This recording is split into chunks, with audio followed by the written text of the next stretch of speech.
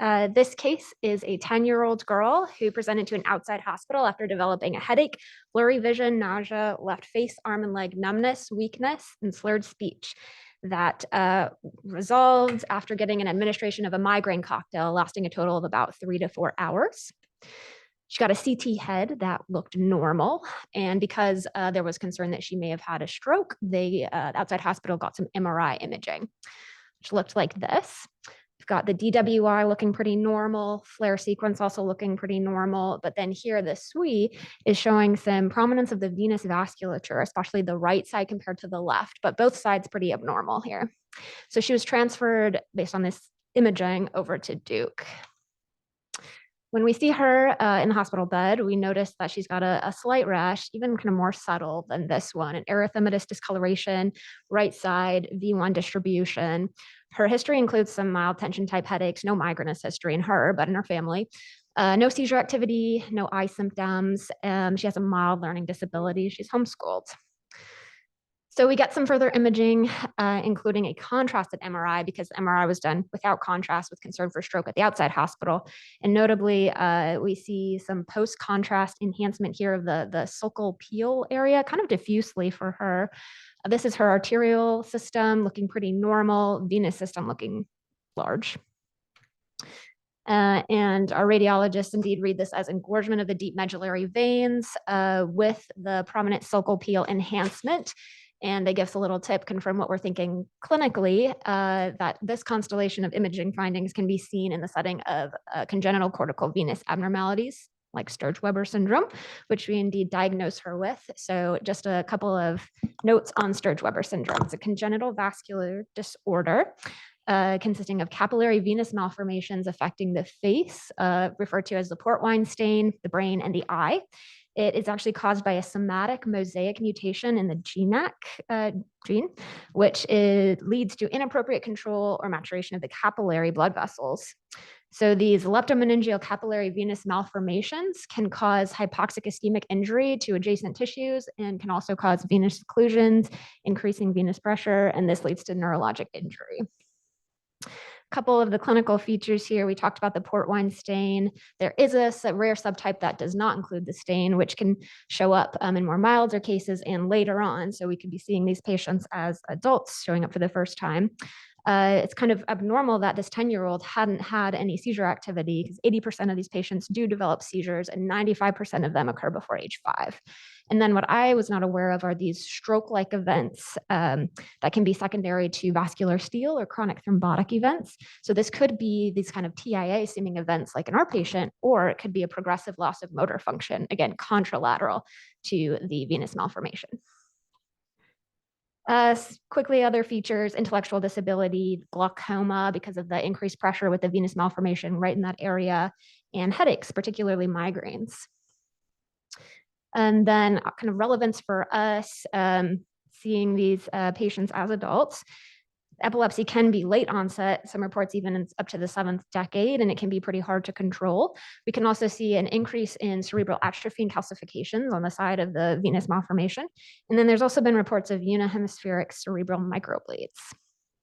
So again, real quick diagnosis, do an MRI brain with contrast because you're looking for that peel enhancement. And because this is a somatic mosaic mutation, you do not test the gene because you would need an affected tissue biopsy. So it's clinical and imaging diagnosis. And then some therapies proposed, low-dose aspirin, seizure control, glaucoma, and headache control.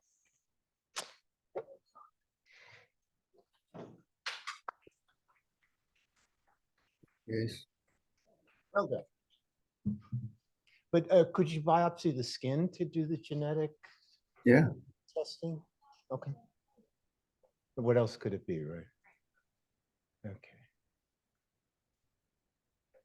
Natalie, which one is yours? Duke Neurology or Neurology Grand Rounds?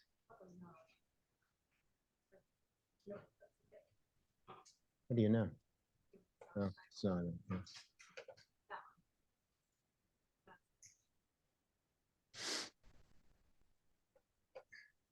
Uh-oh. Yes. Okay. Go here. Share screen. Yes.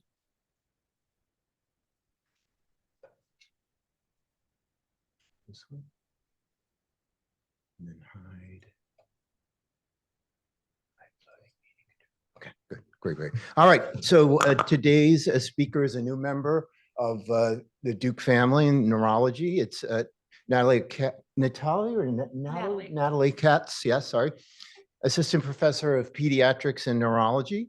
She received an MD and a PhD from the University of Kansas, where she studied peripheral nerves in mice. Did her fellowship at Rochester School of Medicine, and then has come here. One sec. Where are your slicer dicers being held? In the Massey room? There you go. And at what time? 5 o'clock. Perfect. Okay. So back to Natalie. So she came to my attention because Lisa Hobson Webb emailed me and say Natalie had just gotten here. She wanted to do grand rounds so she could tell people what she's working on so that people would be aware and could refer patients to her. Imagine that. Except I do kids. That's okay. Is there an age limit? What about if they're young at No, heart? actually, If they're young at heart, will you see young them? at heart. And if they have FSHD. Okay, great, great, But great, all great. radiculopathies go to you guys. And carpal tunnel and chronic pain all over without Yeah, explanation? no, I'm done. Yeah, okay. So anyway, the title of Natalie's talk is FSH, Fascioscapular Humeral Dystrophy, an update on clinical trial readiness. So thank you so much. All right. Well, thank you all for having me. It's nice to be back in person. It feels like not that long ago I was in your seat, so it's a little odd to be on this side of the podium as a now attending, I suppose, but what's that? What were you in the seats for? Oh, well, just as a resident and a fellow. Not here, no. Okay. No. Just in general, in concept, like as a brand new faculty member. Just as a brand new faculty member, it's nice to be on this side. But now I get it when all the residents say like your attendings don't know anything, because I know nothing and had to have an escort here this morning. So so thanks for having me. My research interests are on FSHD. It's a fascinating disease. I could talk all day about it, but I'll give you a little bit of background information just from a learning perspective on FSH, and then kind of really wanted to update you on where the field stands in terms of clinical research and clinical trials, because it's a really exciting time. And I think there will be a lot of things that happen over the next several years, and Duke will be a part of that. Let's see if we can get this to move forward. Step one. Okay, so FSHD is actually a pretty common muscular dystrophy. When you read in the literature, it says it's the third most common muscular dystrophy. Duchenne muscular dystrophy is typically the most common, and then the prevalence and incidence of FSHD is really up there with myotonic dystrophy. So when you read quotes in the literature, they'll say about 1 in 15,000 individuals in the United States has FSH. This equates to about 20,000 individuals when you do the math. I'll try not to do too many shameless plugs for pediatric neurology and FSH, but about a third of these individuals are children with FSH. So the children do represent a fairly large population of these individuals. FSH is transmitted in an autosomal dominant manner primarily. There can be some de novo mutations, particularly in the children when they're the first in their family to present. But males and females tend to be fairly equally affected. When we do registry studies and enroll patients in studies, they're pretty evenly split between males and females. Most people experience symptom onset in their second and third decade of life. So kind of those late adolescent, early 20-something years. And that's usually when they start to develop symptoms, and then maybe will start to come to medical attention because the disease has progressed kind of in their young adulthood is the most typical presentation. And FSH, unlike other muscular dystrophies, has a normal life expectancy, but because they live a seemingly normal life expectancy, they have many, many years that they can live with disease-related or disease-associated morbidity. And so that's where it's really exciting to think about the prospect of a number of different therapies on the horizon for FSH. So it sounds like you guys had a case not too long ago about FSHD. So I'll just cover some of the general features of FSH. As the name suggests, it primarily or typically affects the face, the scapula, and the humeral muscles. But another thing that's very common for FSHD is this asymmetric weakness, where you can see the left side of the body may be more or less affected than the right side. The upper extremities may be more or less affected than the lower extremities. And so you get this asymmetry even within the same individuals. Classically, the face, shoulder girdle weakness, you get very prominent scapular winging, and patients can even present with a foot drop, is the other one of the most common presentations of FSH. And then as the disease progresses, kind of in that classical setting, it goes on to involve the abdominal musculature, the paraspinal muscles, and the abdominal muscles. So they get this really exaggerated hyperlordosis and kyphosis that can be very troublesome. They also have a very protuberant abdomen because of the abdominal muscle weakness.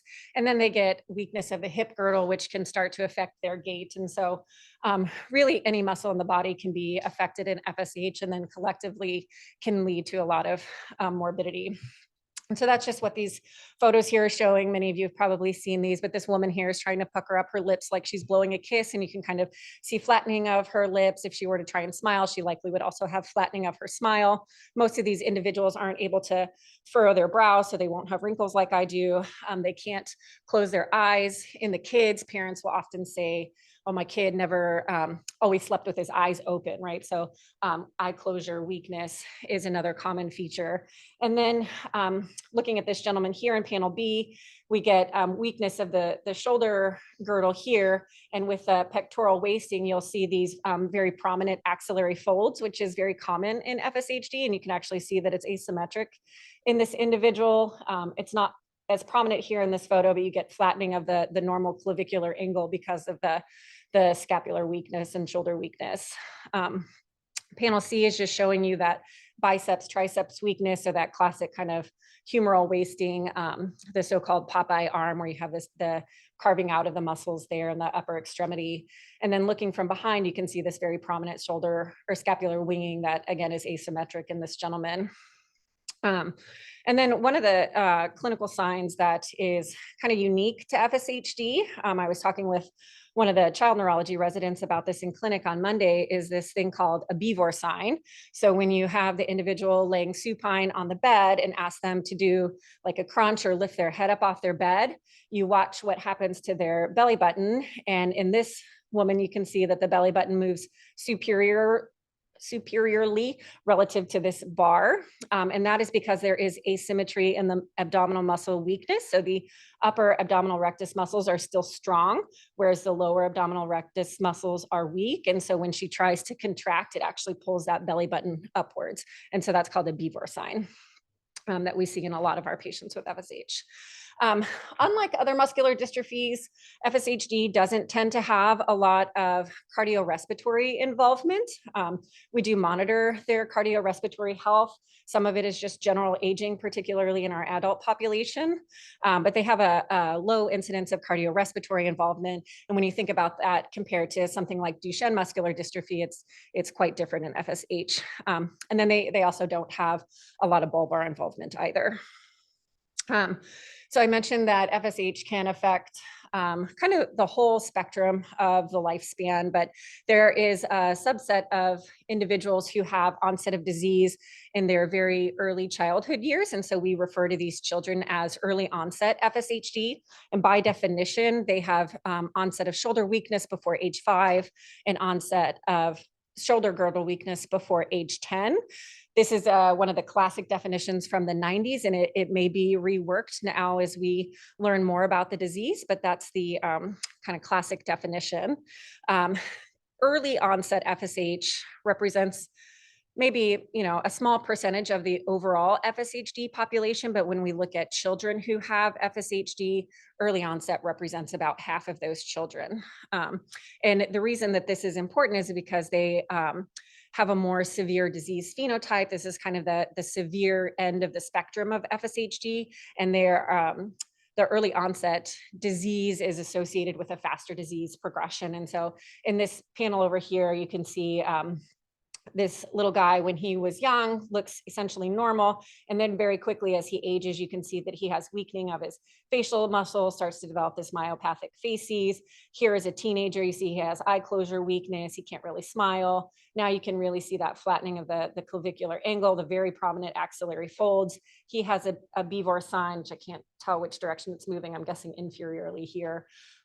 He has this very classic scapular shoulder girdle weakness and muscle atrophy that we call this like Poly-Hill sign, just with some of the classic muscle wasting that we see, prominent scapular winging, this very protuberant abdomen. His lumbar lordosis is not too exaggerated here, but it can get quite extreme in some of these individuals. And then the other thing that's important about the early onset FSHD is that they are at increased risk of developing extramuscular manifestations. So not just the muscle weakness, but then they can also have trouble with the eyes, the ears. There are some older case reports where children who have FSHD have associated epilepsy or intellectual disability. These are really old. I don't know if they were just unfortunate and had kind of multiple things going on, or if it's truly a part of the disease. I just had a 25-year-old in clinic who just graduated from Harvard with his master's in biomedical engineering. So for the most part, they do fine from an intellectual capacity, but we do monitor their eye health and their hearing because they are at increased risk of symptomatic Coates disease, where you get these retinal exudates and vascular telangiectasias that can interfere with their vision. And then also, especially from a developmental perspective, thinking about their hearing and monitoring that to make sure that they don't have progressive hearing loss as the child ages. And then in the kids, because they have this kind of more severe disease phenotype, we do keep a close eye on their respiratory dysfunction or their respiratory and cardiac function. You can see arrhythmias in both children and adults. Whether or not this becomes symptomatic is still up for debate, but really paying close attention to their cardiorespiratory function is a very active area of research in FSH right now. Any questions about the presentation? Seems pretty straightforward. So this is where I think it gets really interesting and really fascinating from a therapeutic option standpoint. So in general, FSHD is caused by D4Z4 macrosatellite contractions, and that leads to aberrant expression of the DUX4 protein. And it's this DUX4 protein that they think causes the muscle pathology.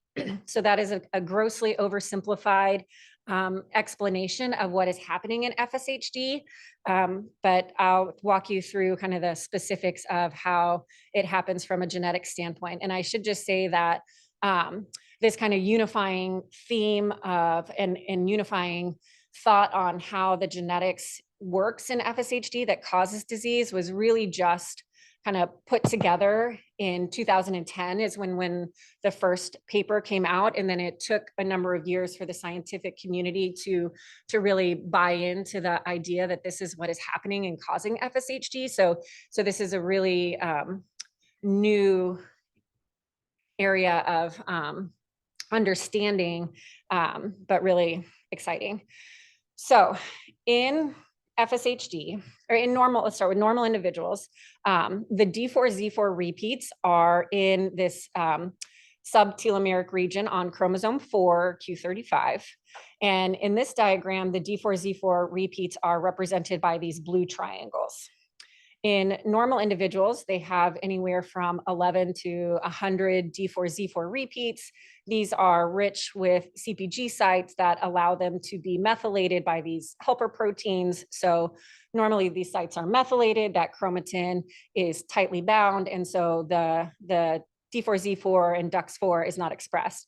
The DUX4 gene is contained entirely within these macrosatellite repeats. So these macrosatellite repeats are 3.3 kilobytes in size, rather than like a triplet repeat or some of the other repeat disorders that we think about. So you have these macrosatellite repeats, and within them is this DUX4 gene. But when the chromatin is methylated, these genes aren't expressed. when you have an individual who is at risk for FSHD, they have the contraction of these macrosatellite repeats. And so that's represented here by these orange triangles. So in individuals who are at risk for FSHD, they have a contraction down to anywhere from 1 to 10 D4Z4 repeats. But just because they have a contraction doesn't necessarily mean that they're going to develop FSHD. So in order for someone to become or be at risk for developing symptoms of FSHD, these contractions have to take place on a permissive haplotype. So if this happens on a type B allele, there is no polyadenylation signal that's added to the mRNA transcript. And so that mRNA gets degraded, there's no DUX4 protein expression, and therefore no disease. In order for someone to develop FSHD or symptoms of FSHD, they not only have to have this macrosatellite repeat contraction, so anywhere from 1 to 10 repeats, this also has to take place on a permissive type A allele, and they call it the type A allele because it adds that polyadenylation signal, so that poly A tail, which stabilizes the micro mRNA. So think back to biochem when we were in college, and it has to go through all the cellular organelles in order for that protein to be translated and expressed. And so when you have the contraction on a permissive haplotype, then you can get expression of DUX4, and that's what goes on to cause muscle pathology. Okay, still with me? So that's type 1 FSHD. That's 95% of individuals who have, absolutely. Well, normally it's silenced. So DUX4 normally is expressed very early on in embryogenesis to help with cleavage events, and then it essentially is silenced. There's a little bit of expression maybe very early on within the first couple of weeks postnatally, but in normal individuals, it's silenced.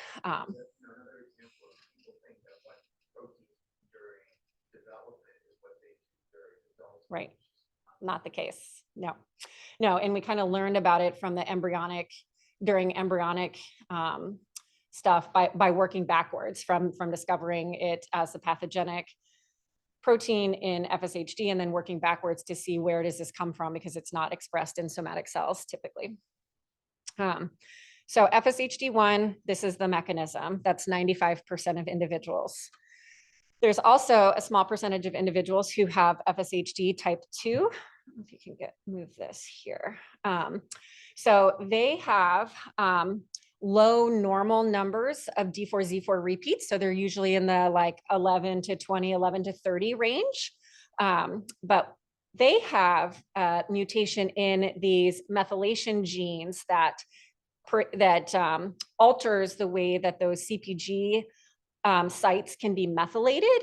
And so even though they have a normal number of repeats, they're abnormally methylated.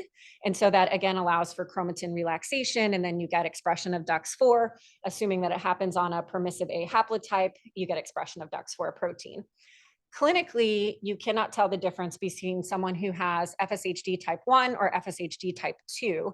And we treat them just the same in the clinic in terms of how we care for them. The only way you can tell is based on their genetics.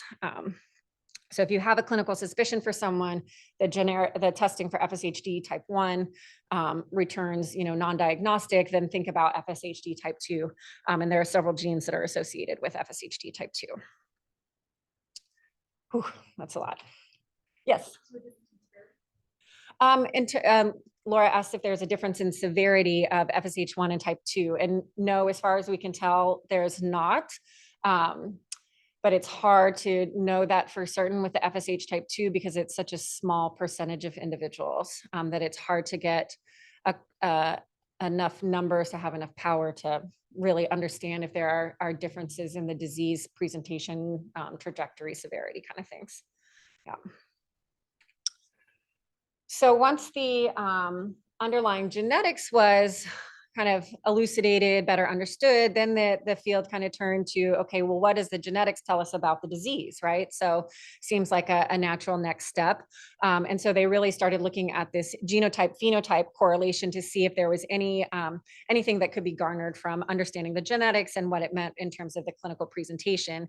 And these are primarily for FSHD type 1, again, because FSH type 2 has the normal number of repeats. But what I'm showing you here in this graph is when we look at these different repeat categories, and this is just kind of the standard way that these are broken up in the literature when we look at individuals who have 1 to 3 repeats, kind of on that more severe end of the spectrum, individuals who have 4 to 7 repeats. This is the most common number of repeats in the literature. And then those who have 8 to 10 repeats are thought to be on the more mild end of the spectrum. When we look at the age at diagnosis of these individuals, it kind of follows that same trend where people who have 1 to 3 repeats are diagnosed at a significantly younger age than those who have 4 to 7 repeats or 8 to 10 repeats, and those numbers are shown here. This is data that we published from our analysis of the US FSHD registry. That data is housed up at the University of Rochester. So smaller numbers of repeats are associated with a younger age at diagnosis, again, kind of contrary to what you think about with normal repeat disorders, that more repeats means more severe disease. In FSH, it's an inverse correlation that less repeats is a more severe disease. And then this also correlates with some functional outcomes too, in that individuals who have 1 to 3 repeats, you lose ambulation at a much younger age compared to individuals who have 4 to 7 repeats or 8 to 10 repeats. And this again is from that same registry analysis where we binned them based on these common categories and looked at the age at which they first reported wheelchair use. People in this 1 to 3 category lose ambulation in the second decade, which is pretty significant. And it just kind of after that follows this kind of age-related trend. The longer you have the disease, the more morbidity you acquire, more weakness. And then the literature in general will quote, about 20% of individuals over age 50 will require use of a wheelchair. But when you start to look at the underlying genetics, you see that is just kind of a oversimplification. And this really hits home for me, especially as a pediatric neurologist, because those early onset kiddos tend to have the 1 to 3 repeats, kind of be on that more severe end of the spectrum. Not all of them have 1 to 3 repeats. Not everything can be explained by the genetics alone. And so that's where things kind of take a turn with the field, is that even though we see these general correlations, it doesn't explain everything that we see in the clinical variability of the disease. So as I mentioned, the age at onset can affect the whole spectrum of the disease, of the age range from very young to very old. The severity of the disease can vary between individuals, between generations within the same family, and even between, siblings within the same family. And then you get into this whole thought or whole conundrum of, 10 to 30% of individuals who harbor a disease-causing mutation may be non-penetrant or minimally symptomatic, in which case they don't come to medical attention. So sometimes we'll see, the kiddo comes in, they're severely affected. They're the first ones to be diagnosed in the family. We ask about family history. Oh no, nobody else in the family has FSHD. But then you examine the parents and you see, okay, they have some subtle facial weakness. Maybe, oh, I can't reach the dishes on the top shelf. I always have to ask for help. And they just think that that's normal because that's just kind of how they've been all their lives. But, maybe they have some subtle shoulder weakness, but, it wasn't significant enough that they came to medical attention to try and understand why that was the case. And so then you also have different rates of progression. So the kiddos are thought to have a more rapid disease progression, where some of the adults in the more traditional FSHD presentation is thought to be this slowly progressive disease over time. And so that's kind of the traditional thought process with FSHD, is that it's a slowly progressive muscular dystrophy. But there's a lot of differences in the rates of progression. And so that's really where the field is at right now in terms of our understanding of FSHD and how do we get them to clinical trials. And so with this burgeoning interest in, or the understanding of the genetics and interest in therapeutic development, my mentors, Dr. Jeff Statland here at the University of Kansas and Robbie Tuwil at the University of Rochester together developed the FSHD Clinical Trials Research Network, or the CTRN. And as you can see here, there are a number of different sites that are involved in the CTRN. It started as about 8 sites here in the United States and then very rapidly expanded. And so now I think they're up to 26 sites, both in the United States and Europe. We have interest from colleagues down in South America, as well as Australia, that want to join the CTRN. And soon I will be bringing Duke on board as another site in the CTRN, so we can really start to be a part of this movement towards therapeutic development in FSHD.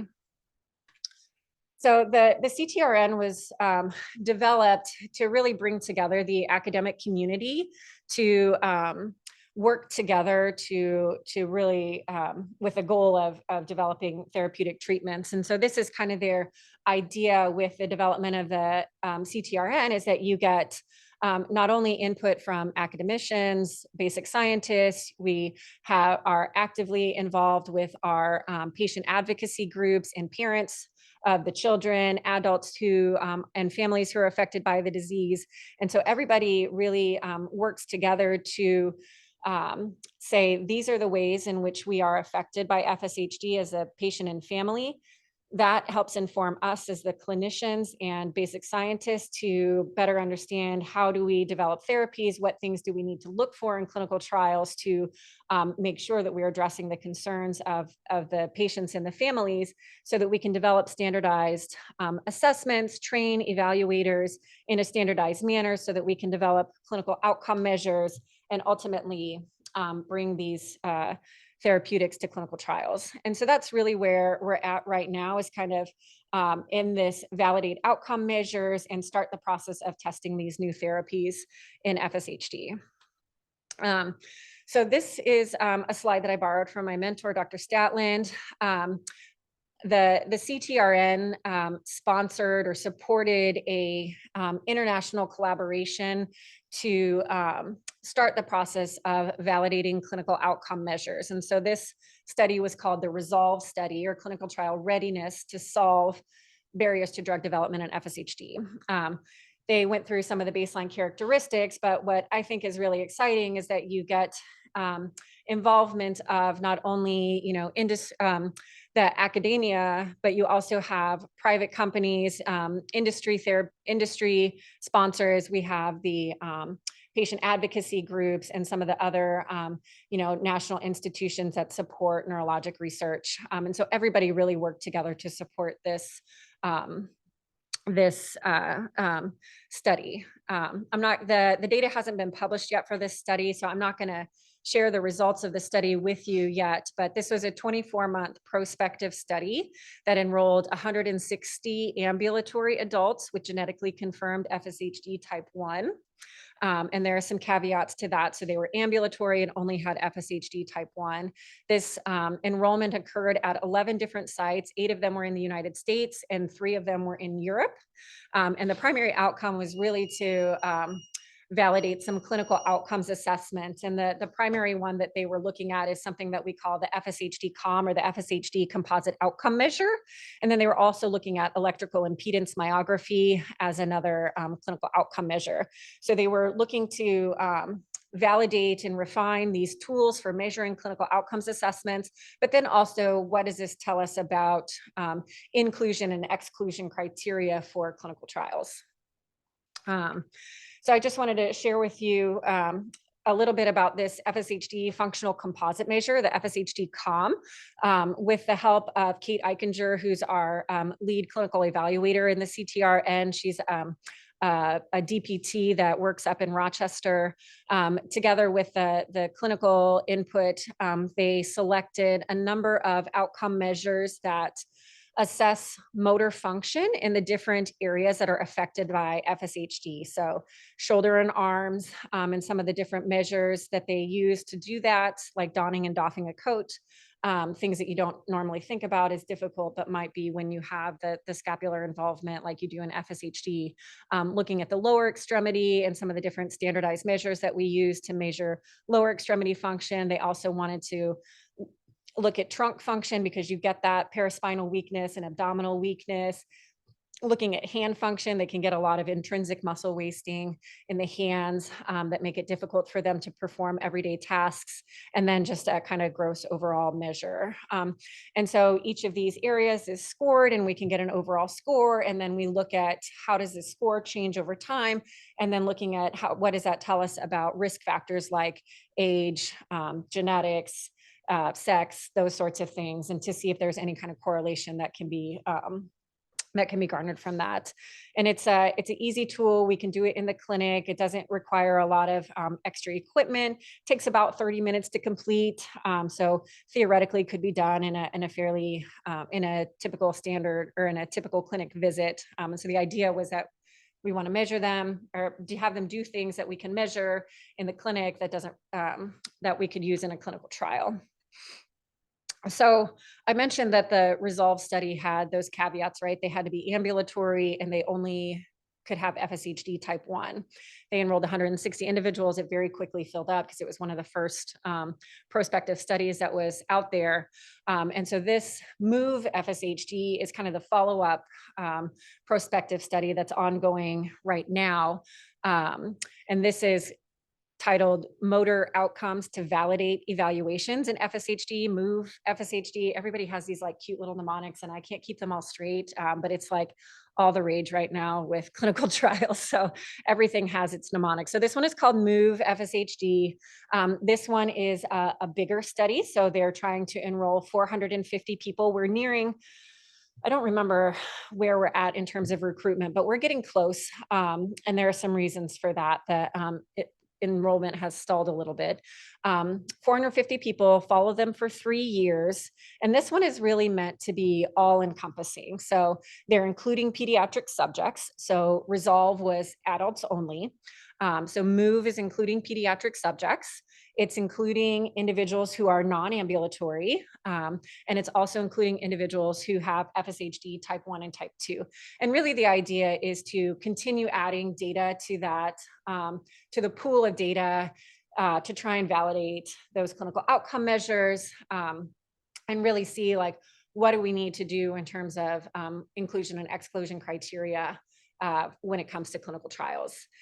So we have the clinical assessments, which are great, but sometimes, you know, it's hard to track change in individuals using just clinical assessments, and we need biomarkers, right? Everybody wants a biomarker that you can just, you know, draw some blood and send it to the lab, and it makes our lives a lot easier, right? Well, I wish it was that easy, but it's not the case in FSHD. You can't just measure DUX4 in the blood. It's DUX4 is actually not expressed at very high levels at all. And we can talk about that if you're interested. But so it's very difficult to develop a biomarker in FSHD. So given the asymmetry of muscle involvement and the muscle progression over time, the field has turned their interest to using MRI as a surrogate biomarker or an imaging biomarker of disease progression. So the field right now is heavily invested in using MRI assessments to look at changes in muscle composition over time, see if that correlates with the clinical outcome measures or some of these other risk factors, to see if this might be another way in which we can monitor disease progression, perhaps over a faster time that might be more appropriate for a clinical trial, to see, you know, where, and we're getting there. So this is, so in MOVE, there's a sub-study called MOVE Plus that is doing MRI and using MRI to guide muscle biopsies in 200 adults. This is not open to pediatric subjects. They're only doing it at baseline in 12 months. And to see, again, if you can get the correlations between the muscle pathology that we see on the MRI and the DUX4 expression. That can be very difficult to measure, and see if we can use MRI as a surrogate biomarker. So almost ready for clinical trials, right? I hope so.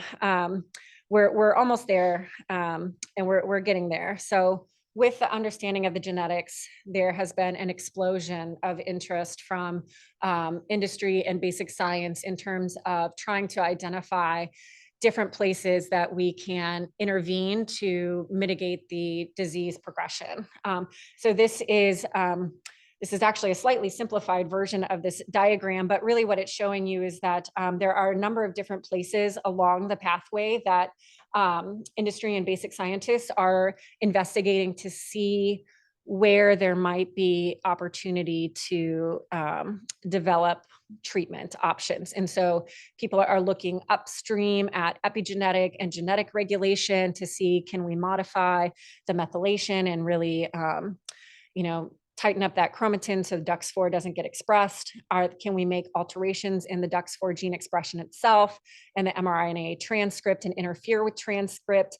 And then if and when DUX4 does get expressed, that FL is the full length protein, are there methods or ways to combat some of the downstream pathways that are activated in response to DUX4 expression? And so that's what's being shown over here. So there is a plethora of opportunity here. One of the International Research Congress meetings that was back in 2010, when the first genetic theory was proposed, there was no industry sponsors. And when they just had the IRC last year, there were over 20 industry sponsors that were interested in getting involved in the FSHD space. And so just in the last 10 years, it's just exciting to see how much uptick there has been from a therapeutic development standpoint.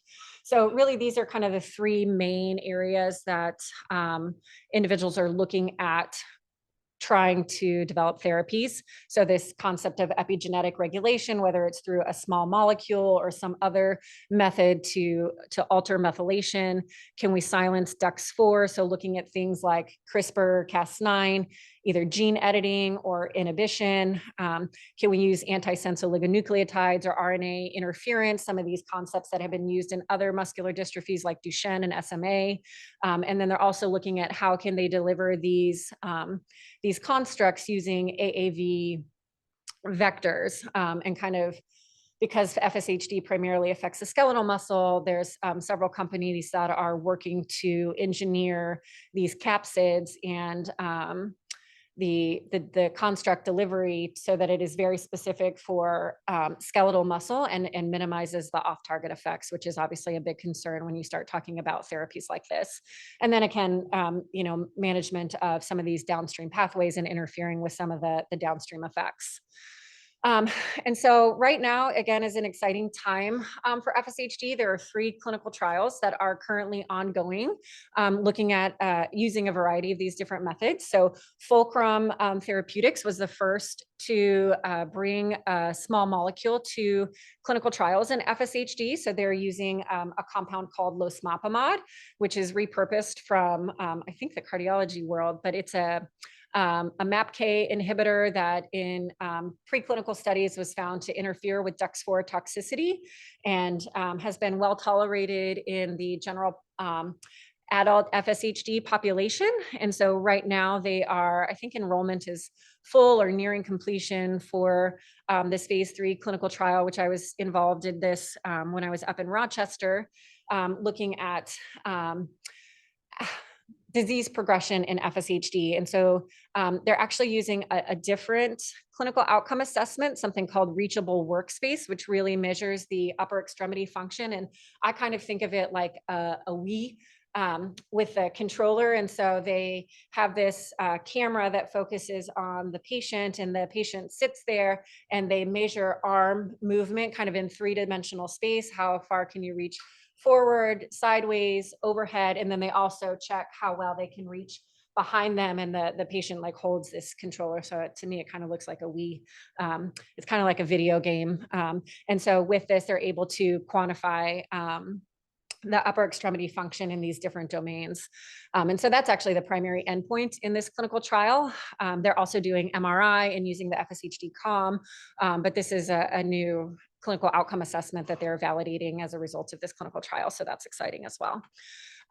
Roche was the next company just a few months later after Fulcrum announced their phase 3 clinical trial. Roche announced a phase 2 clinical trial. They are based out of Switzerland, and this study is ongoing both in the United States and in Europe, but they are using a monoclonal antibody to myostatin to see if they can knock down myostatin. So it's a myostatin inhibitor. And that thought is that if you can interfere with myostatin, then you might slow the progression of muscle fibrosis and slow overall muscle pathology. And then the final one that is gearing up, that maybe is activated in a few sites and hopefully soon will be activated here at Duke under the guidance of Dr. Lisa Hobson-Webb, is a study from Avidity Biosciences called the Fortitude Study. Here we go with the names again.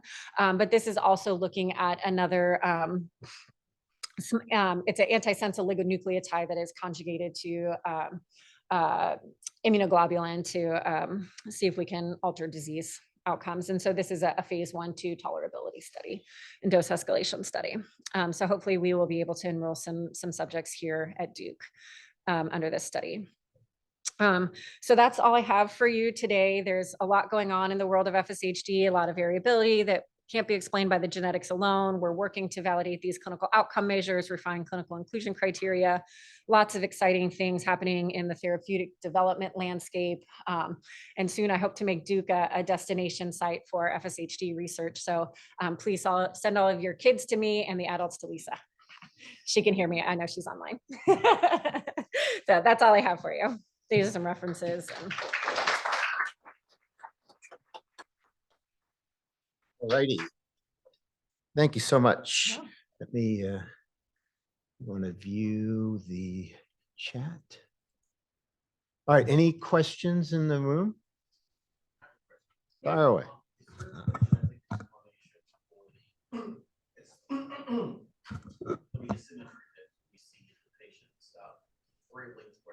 Yep. Okay. One, if there is any explanations to explain the symmetry. Number two, is there expression in smooth muscles given the cardiovascular and the pulmonary component? And the third is this protein recognized as a non-self antigen given like the immune response to it? And that's like that can be classified as also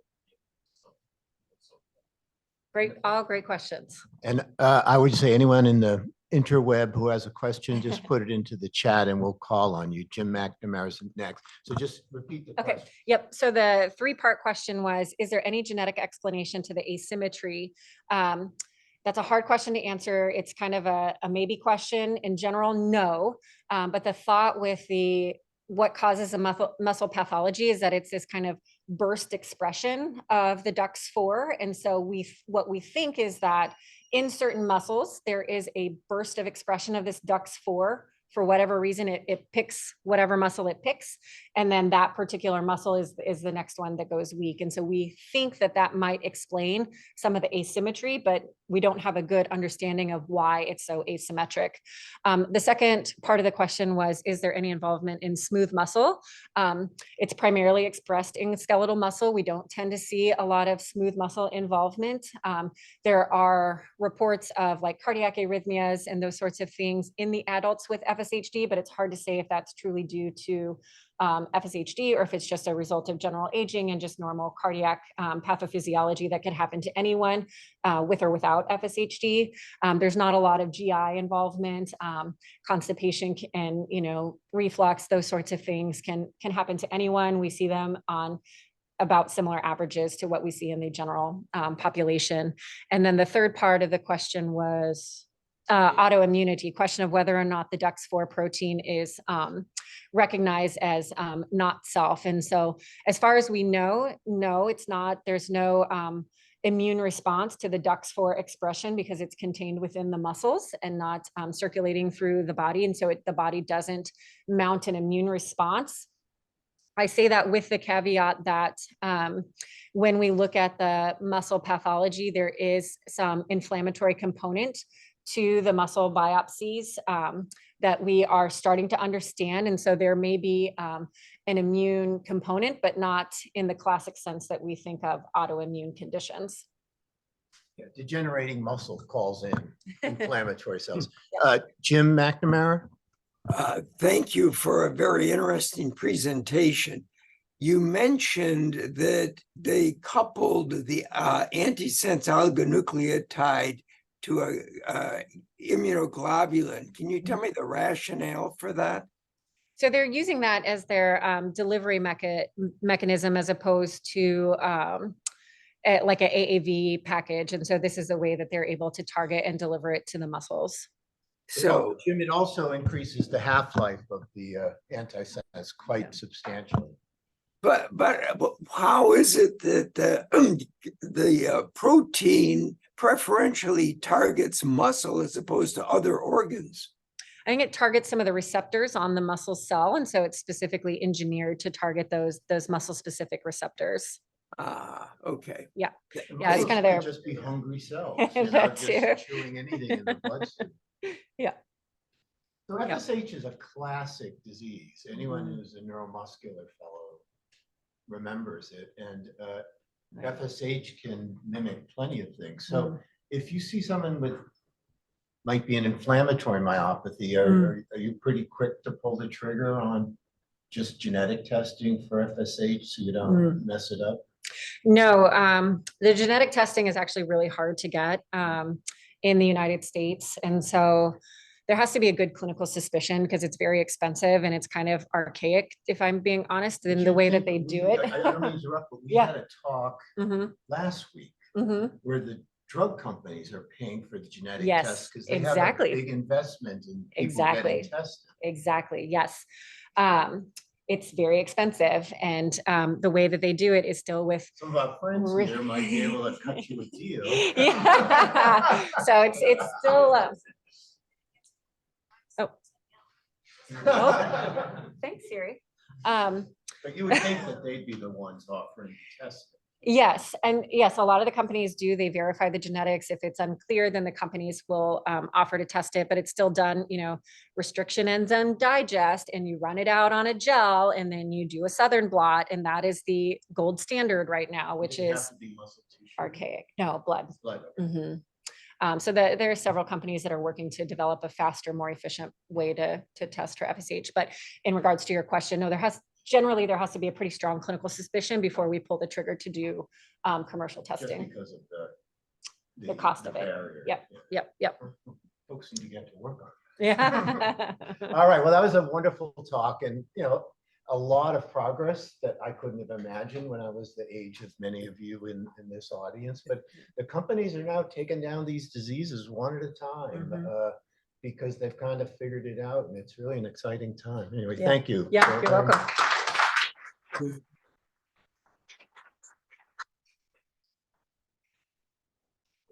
Should do it for you. I know. A lot of them will. Yeah. Most of the industry sponsored ones will. Thank you so much. That's Yeah, really you're exciting. welcome. I was a neuromuscular fellow back in the Oh, day, yeah. and Rochester